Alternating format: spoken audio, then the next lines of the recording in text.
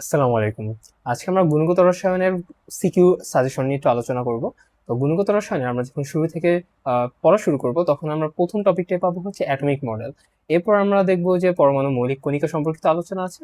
এরপর আলোচনা আছে কোয়ান্টাম সংখ্যা নিয়ে, ইলেকট্রন বিন্যাস নিয়ে, কিভাবে ইলেকট্রন বিন্যাসের যে যেমন আউফবাউ নীতি, কুন্ডের নীতি, এই নীতিগুলো আছে। তো এখানে ৩ টা নীতি পড়তে হয়। এরপরে আমরা দেখব হচ্ছে যে বর্ণালী সম্পর্কে আছে, অর্থাৎ দৃশ্যমান বর্ণালী। প্রথমত হচ্ছে যে আমাদের টোটাল কি কি ধরনের রশ্মি আছে, অর্থাৎ ইউভি রে, আল্ট্রাভায়োলেট সহ আইআর রে, তারপর দৃশ্যমান বর্ণালী সহ সবগুলা রে একবার করে পড়বে তোমরা, এবং এদের ব্যবহারগুলোও পড়বে, কারণ সিকো এমসিকো দুটোর জন্য এটা ইম্পর্টেন্ট। এবং এখান থেকে মূলত দৃশ্যমান বর্ণালী পার্ট থেকে তরঙ্গ দৈর্ঘ্য মান বের করতে বলে এবং বলে যে এটা কোন রঙের সাথে সামঞ্জস্যপূর্ণ। আচ্ছা, এর পরবর্তীতে কি কি আলোচনা আছে, সব থেকে ইম্পর্টেন্ট বা সব থেকে বেশি ম্যাথ আসে হচ্ছে দ্রাব্যতা গুণফল থেকে। দ্রাব্যতা গুণফলের পরের দিকে আছে ক্রোমাটোগ্রাফি, দ্রাবক নিঃশোষণ ইত্যাদি বিষয়গুলো, ওগুলো খুব বেশি একটা সিকিউতে আসে না সাধারণত, বাট কখনো আসতে পারে। আচ্ছা, তো মূলত এখন আমাদের যে আলোচনার বিষয় সেটা হচ্ছে আজকে অ্যাটমিক মডেল নিয়ে। অ্যাটমিক মডেল এইচএসসি পরীক্ষার জন্য আসলে কতটুকু গুরুত্বপূর্ণ। তো তোমরা যদি পূর্বে এমনিতে প্রশ্নগুলো একটু অ্যানালাইসিস করো তাহলে দেখবে যে অ্যাটমিক মডেল থেকে ডিরেক্টলি, অর্থাৎ থিওরিগুলো থেকে খুব বেশি প্রশ্ন আসে না। অর্থাৎ অ্যাটমিক মডেল আমরা কি পড়ি, আমাদের বইতে কিন্তু থমসন মডেল থেকে শুরু করা হয় না। অর্থাৎ থমসনের যে প্লাম পুডিং মডেল ছিল বা তরমুজের যে মডেলটা ছিল সেটা কিন্তু আমাদের বইতে নাই। আমাদের শুরু হয়েছে রাদারফোর্ড মডেল থেকে, তারপর বোর মডেল আছে। তো এই মডেলের যদি পড়তেও হয় তাহলে ৩টা জিনিস মূলত পড়ানো হয় এখানে, বা ৩টা জিনিস পড়া যায়।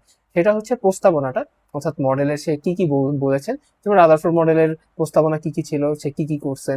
যেমন এখানে সে নিউক্লিয়াসের কথা বলছেন, তারপর হচ্ছে নিউক্লিয়াসের মধ্যে সমস্ত ভর কেন্দ্রীভূত থাকে, এবং সৌরজগতে যেরকম হচ্ছে সৌরজগতে সূর্যকে কেন্দ্র করে যেরকম গ্রহগুলো ঘুরে, এরকম নিউক্লিয়াসকে কেন্দ্র করে চারপাশে ইলেকট্রনগুলো ঘুরে। এই যে থিওরিগুলো দিচ্ছেন এগুলো হচ্ছে প্রস্তাবনা। তো বোরের ক্ষেত্রে এরকম প্রস্তাবনা আছে, এবং এদের মধ্যে সাফল্য আছে। যে রাদারফোর্ড পরমাণু মডেলের সাফল্য কি, এক কথায় বলেছে নিউক্লিয়াস, এটা এমসিকিউতে অনেক সময় আসতে পারে। তারপর যদি বোর পরমাণু মডেলের সাফল্য বলে তাহলে বোর পরমাণু মডেলের সাফল্য কি, সেটা হচ্ছে যে স্থির কক্ষপথের ধারণা দেয়। যেমন n = 1 হলে, অর্থাৎ প্রথম কক্ষপথকে সে বলে কে, তারপর দ্বিতীয় কক্ষপথের জন্য সে একটা নাম দেয় এল। এভাবে করে সে নামকরণ করেছে কে এল এম এল। অর্থাৎ সে স্থির কক্ষপথের ধারণা দেন, বর্ণালী সম্পর্কে ধারণা দেন, কৌণিক ভরবেগের সম্পর্কে ধারণা দেন, অর্থাৎ mvr = nh/2π এটা সম্পর্কে ধারণা দেন। আচ্ছা, তো এই ছিল বোর পরমাণু মডেলের সাফল্য। আবার সাফল্যের সাথে এরকম ব্যর্থতা, অর্থাৎ লিমিটেশন আছে। যেমন কি কি লিমিটেশন আছে, রাদারফোর্ড মডেলের অনেক লিমিটেশন আছে। যেমন হচ্ছে সে কোনো স্থির কক্ষপথের ধারণা দেননি। তারপর সে ম্যাক্সওয়েলের যে কথাটা আছে সেটাও আমরা বলবো। সে যে সৌরজগতের তুলনা দিয়েছেন সেটা আসলে সঠিক হয় না এরকম তুলনা দেওয়াটা, কারণ সৌরজগতের গ্রহ উপগ্রহ এগুলো তো আসলে পজিটিভ নেগেটিভ চার্জ না, বাট নিউক্লিয়াস তো পজিটিভলি চার্জ, এবং চারপাশে যে ইলেকট্রন ঘুরে এগুলো নেগেটিভলি চার্জ। সো এই ব্যাখ্যাগুলো দিয়ে হচ্ছে লিমিটেশন গুলো বলা হয়। আবার বোরের ক্ষেত্রে লিমিটেশন আছে, যেমন হচ্ছে বর্ণালীর ক্ষেত্রে লিমিটেশন আছে, যে এটা শুধুমাত্র এক পারমাণবিক সংখ্যা বিশিষ্ট যে পরমাণু আছে বা মৌল আছে তাদের ক্ষেত্রে বর্ণালীটার ব্যাখ্যা করতে পারে। আবার এই বর্ণালী যদি হচ্ছে কোনো একটা ইলেকট্রিসিটি প্রভাব হয়, মানে তড়িৎ ক্ষেত্রের প্রভাব পড়ে, অর্থাৎ স্টার প্রভাব, সেখানে স্প্লিট হয়ে যেতে পারে, বর্ণালীর রেখা একাধিক দেখা যায়। আবার জিম্যান প্রভাব, অর্থাৎ চুম্বক ক্ষেত্রের প্রভাবে বর্ণালীতে একাধিক রেখা দেখা যায়, একটা রেখা থাকে না, একাধিক রেখা দেখা যায়। তো এটার ব্যাখ্যাগুলো বোর্ড স্যার দিতে পারেননি। আচ্ছা, সো এইখান থেকে আবার অনেক সময় এমসিকিউ আসে। তো সিকিউতে আসলে আমরা সাধারণত এই জিনিসগুলোই বলি লিমিটেশন গুলোর ক্ষেত্রে।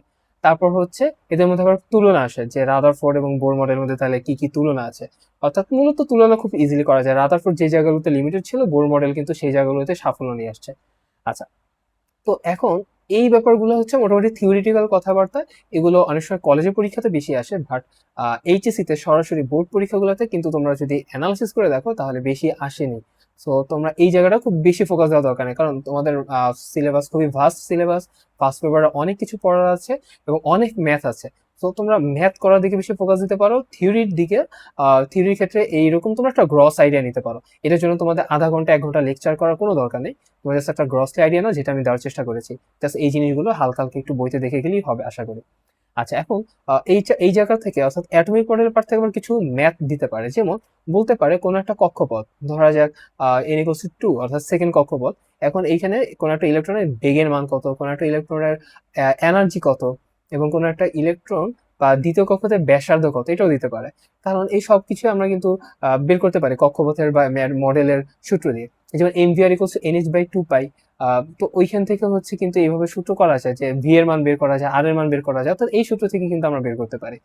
আচ্ছা, সো এই জায়গাগুলোতে তোমরা একটু বাসায় একটু প্র্যাকটিস করবে, কারণ হচ্ছে এখানে যেহেতু 10⁻⁻⁰ এর ভ্যালুগুলো থাকে, সো ক্যালকুলেশন করতে গেলে একটু দেখা যায় একটু সমস্যা হয়। যদি হালকা ক্যালকুলেশন করা শিখো সেটাও করতে পারো, অথবা যদি ক্যালকুলেটরে ডিরেক্টলি বসানো শিখো সেটা একটু প্র্যাকটিস করে নেবে যে কিভাবে বসাতে হবে, কোথায় ব্র্যাকেট দিলে হবে, কোথায় ব্র্যাকেট না দিলেও কোনো সমস্যা নেই। তো এইভাবে করে তোমরা একটু প্র্যাকটিস করে নেবে। আচ্ছা, তো এই জিনিসগুলো পড়বে। আর একটা বিষয় সেটা হচ্ছে শক্তির তারতম্যের যে বিষয়টা, কোনো একটা ইলেকট্রন যদি 4 নম্বর কক্ষপথ থেকে 2 নম্বরে আসে তাহলে কি হবে, আর অর্থাৎ এখানে শক্তির তারতম্য কিরকম হতে পারে, ওইখান থেকে তরঙ্গ দৈর্ঘ্য বের করতে বলতে পারে, যেখান থেকে শক্তির যে বিকিরণ হলে তাহলে কত তরঙ্গ দৈর্ঘ্যের আলো পাওয়া যেতে পারে, এরকম কত তরঙ্গ দৈর্ঘ্যের রে পাওয়া যাবে, এই বিষয়গুলো নিয়ে হচ্ছে মূলত তোমরা একটু প্র্যাকটিস করতে পারো অ্যাটমিক মডেলের পার্টটা থেকে। এরপর যে পার্টগুলো আছে কোয়ান্টাম নাম্বার, সেগুলো নিয়ে আমরা বিস্তারিত আবার আলাদা করে আবার সাজেশন দেওয়ার চেষ্টা করবো ইনশাল্লাহ। তো বেস্ট অফ লাক, ফি আমানিল্লাহ।